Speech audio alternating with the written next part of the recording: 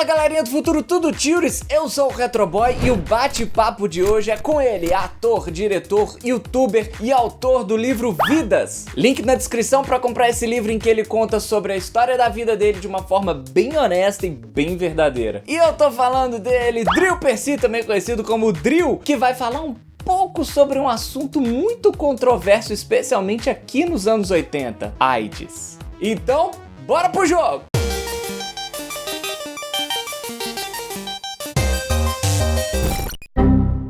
É porque deu um problema na câmera que eu tô tentando retomar o negócio. Pra quem não sabe, o Drill teve uma revelação no meio da vida ali nos 45 do segundo tempo que foi meio f***, porque o Drill, Sim. Ele já fazia palestras sobre EPI, sobre álcool e drogas e sobre HIV/AIDS. Sim. E aí no meio dessa confusão toda, você descobre que você é soropositivo. Exatamente. Em 2013. E aí? Vamos tem um vídeo dele, eu vou deixar o link aqui na descrição, do quando ele descobriu essa parada. Sim. Que foi um negócio que mudou completamente sua vida nesse ponto. Mudou no sentido de como eu passei a olhar a vida, a olhar a minha vida, a olhar pra mim e a olhar pros outros, assim. Eu acho que foi o que mais mudou. Eu vou deixar pra jogar depois, tá? E quando me perguntam assim, tipo, o que você perdeu após o diagnóstico, né? Eu falo que o que eu perdi foi o medo de viver, assim, porque eu acho que o diagnóstico trouxe pra mim isso, assim, de valorizar esse momento presente, entender que o que é passado, o futuro é uma grande mentira, porque ele não existe, e que só existe esse momento. E eu vivi 2013, 14, 15, 16, 17, 18 com silêncio. É uma angústia, te dá uma angústia, porque assim, é uma coisa muito pessoal. Aí, Sim. né, e de repente você descobre isso. Vou contar pra quem. O que passou na sua cabeça, assim, quando você recebe uma ligação bem estranha, né? Você fala, preciso falar com você. Você fala, é igual a briga de namorado, tipo, a gente precisa conversar. Exatamente. E aí você recebe, tá lá, positivo. E aí? O que é que vem na sua cabeça? Tipo, meu mundo. Porque, pra quem não sabe, eu tô nos anos 80 e nos anos 80 é completamente diferente. Primeiro que a gente não tem no começo dos anos 80, a gente não tem uma triagem do sangue, né? Então qualquer sangue pode ir pra qualquer lugar. Tanto que o Betinho contraiu AIDS, o irmão dele, o Enfio, também, porque eles fizeram hemodiálise. Mas esse lance dos anos 80 que é pouco tempo, né? De 80 para 2000, você vê que historicamente é muito pouco, são muito 40 anos. É. Ainda vem esse atestado de morte, assim, tipo, vou morrer. Acabou minha vida. Vem, e sabe por que vem? O HIV ele foi apresentado pra gente de uma forma totalmente equivocada na década de 80. E pra mim, eu digo hoje que o HIV ele foi a maior fake news da história de uma história antes mesmo de internet. Isso. Então, assim, por que eu digo que foi a maior fake news? Porque quando isso aconteceu e eles começaram a diagnosticar esses homens e essas mulheres trans, esses homens gays e essas mulheres trans, a mídia divulgou e estampou na capa dos jornais praga gay, câncer gay. E isso foi disseminado, essa informação. Então isso virou algo popular. E aí, um pouquinho depois, assim, pouco tempo depois, começaram a surgir os primeiros casos de crianças nascendo com HIV, mulheres héteros cis. E aí eles pensaram, putz, erramos. E não foram desmentir. E aí tem 40 anos que a gente carrega esse estigma por causa de uma fake news que foi divulgada lá atrás e que nunca foi desmentida. E aí quando você pega aquele resultado de positivo, você fala, é aquilo. É aquilo, porque automaticamente você associa. Porque aí vem uma culpa social, porque vem algo que é implantado em você. Vem uma culpa religiosa, vem uma culpa social, vem o medo da morte, porque tudo que chega até você e que chegou até hoje de informação é de que você vai adoecer e você vai morrer. Então é isso que você tem de informação. Então quando você abre um diagnóstico e é positivo, a primeira coisa, eu falo, sabe pessoas que têm experiências de quase morte, as EQMs, né? Elas falam que elas veem a vida toda passar na cabeça delas. Quando você recebe um diagnóstico desse, é ao contrário, você vê o seu futuro passar todo na sua cabeça, que é um futuro que pra você não vai existir mais. Você ficou com raiva de, tipo, se eu tivesse feito assim, ou aquela pessoa me passou e eu odeio aquela pessoa... você teve algum momento de culpa, raiva? Porque deve passar todos os sentimentos na cabeça. Todos. Eu não tive de alguém específico.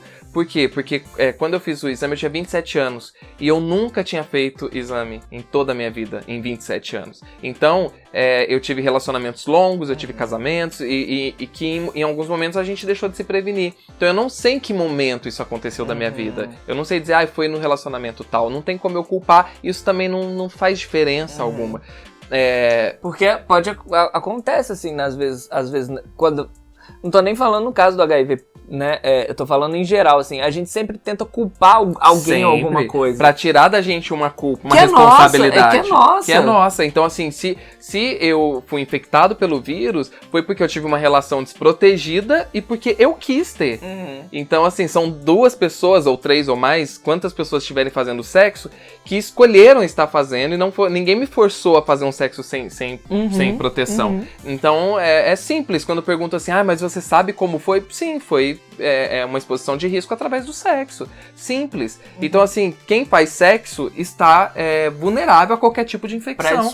Predisposto, né? Exatamente. Sim. Você conta isso, assim, no seu livro? O que você sentiu? Alguma coisa Sim, eu conto isso, que é o que eu conto nesse vídeo do canal, que foi o que transformou tudo, né? Porque eu só passei a falar isso publicamente em 2019.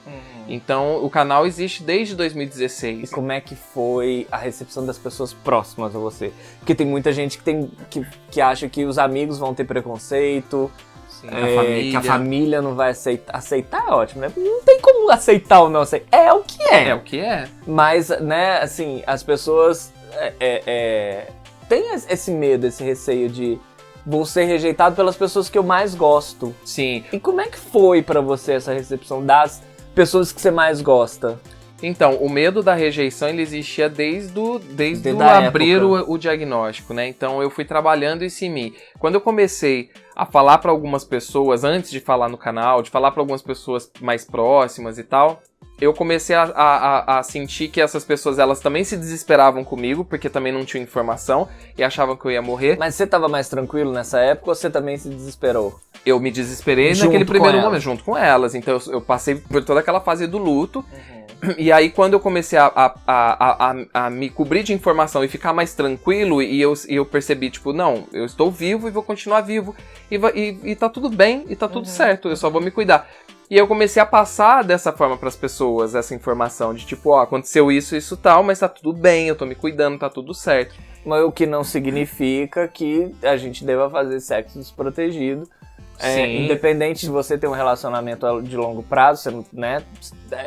O HIV/AIDS, ele tem um período de incubação de até 10 anos, inclusive, né? Sim, pra sintomas e tudo. Então a pessoa pode viver, às vezes, anos sem se testar e achar que tá tudo certo. E ela tá ali vivendo com o vírus e não sabe. E aí, quando ela vai descobrir, ela já tá na fase onde a imunidade dela tá muito baixa e ela adoece, que é o estágio da AIDS.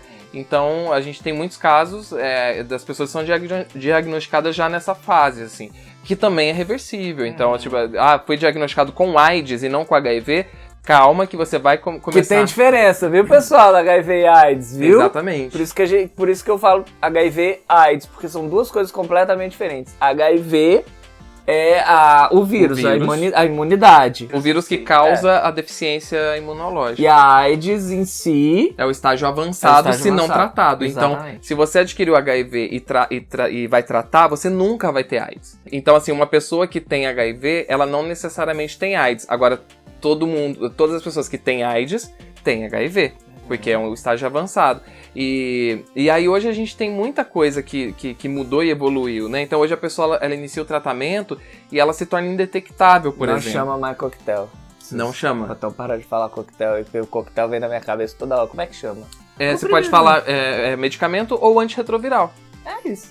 Tipo, tomar o antirretroviral. Então a pessoa toma o antirretroviral, ela se torna indetectável. Indetectável significa intransmissível. Ou seja, a medicação hoje em dia, ela reduz o número da carga viral, que é o número de vírus circulando no seu corpo, a uma quantidade quase que zero, que ela chega ao ponto de não ser mais detectada por exames e ela não é mais capaz de ser transmitida.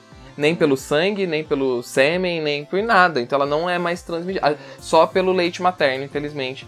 As mulheres que elas podem ser mães, o bebê não vai nascer com um vírus, porém ela não pode amamentar. Cara, eu preciso de muito mais tempo, a gente não tem esse tempo todo no canal, eu preciso de muito mais, tem muito mais coisas de eu falar desse menino aqui que é artista, é escritor, é uma pessoa que eu admiro pra caralho também.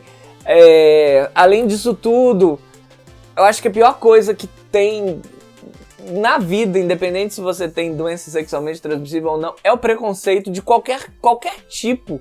Seja ele de religioso, de cor, é uma merda, velho. Sim. Só porque a pessoa não é igual a você, não significa que ela não mereça ser amada, que ela não mereça ser respeitada. Se você quiser saber mais sobre a vida como ela é, entra no canal do Drill, porque tem vários vídeos além desses sobre a soropositividade.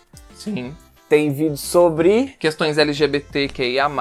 O canal ele se transformou nisso, ele se transformou num ponto de acolhimento para pessoas que buscam informação, buscam serem acolhidas, pessoas que acabam recém-diagnosticadas ou pessoas que já vivem com HIV. Pois é, eu queria muito falar sobre isso, sobre pessoas que recebem isso e acham que você recebe muito dessas cartas, todos né? os dias. Cartas é ótimo, cartas é muito bem 80. Essas cartinhas. Eu recebo muitas cartas. Rua Saturnino de Brito, 74, Jardim Botânico. Rio de Janeiro. Mas você recebe muitas mensagens de todos pessoas. Os dias. E mensagens de pessoas que querem tirar a vida.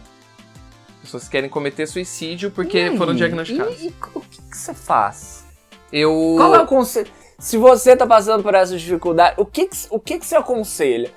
Primeiro, não se desesperar, né? Não é o fim da vida. Exatamente. A primeira coisa que eu falo é, me dê uma chance, vamos conversar. Uhum. E aí a pessoa me dá uma atenção. E aí eu falo, quais são os seus medos? E aí a pessoa começa, eu tenho medo porque agora acabou minha vida, acabou meu futuro, não sei o que, meus planos. Aí eu falo, mas quais eram os seus planos? Era de fazer uma faculdade. E o que o vírus vai mudar nisso? Nada. Aí a pessoa começa a entender, nada. Não. Mas eu não vou mais me relacionar com ninguém. Eu falo, então, agora você tem que entender que porque a gente vive uma vida, isso pra todas as pessoas, a gente vive uma vida pensando, poxa, agora eu recebi um diagnóstico, quem é que vai me querer? Só que não tem que ser isso. A gente não tem que pensar quem é que vai me querer, a gente tem que pensar quem é que eu vou querer. É uma condição. É um negócio que vem com você. Exatamente. Então, assim, se uma pessoa vai se aproximar de você e você vai dizer, vai abrir a sua sorologia e ela vai se afastar de você, pode ter certeza que essa não era uma pessoa para estar com você. Exatamente. Seja ela amigo, família, relacionamento afetivo, qualquer que seja a pessoa. Uhum. Então, aí vira uma peneira. Uhum. Vira uma peneira. Só fica quem tem que ficar. Cara, a gente até esqueceu do jogo, mas... Sim. A gente ficou jogando o jogo da vida aqui. É o Popeye. Eu vou deixar uns trechos aqui. Eu tô voltando pro meu passado e a gente se vê semana que vem com um vídeo muito aleatório. Obrigado, Drill Merci. A gente se vê no passado. Aquela beijo. Fui!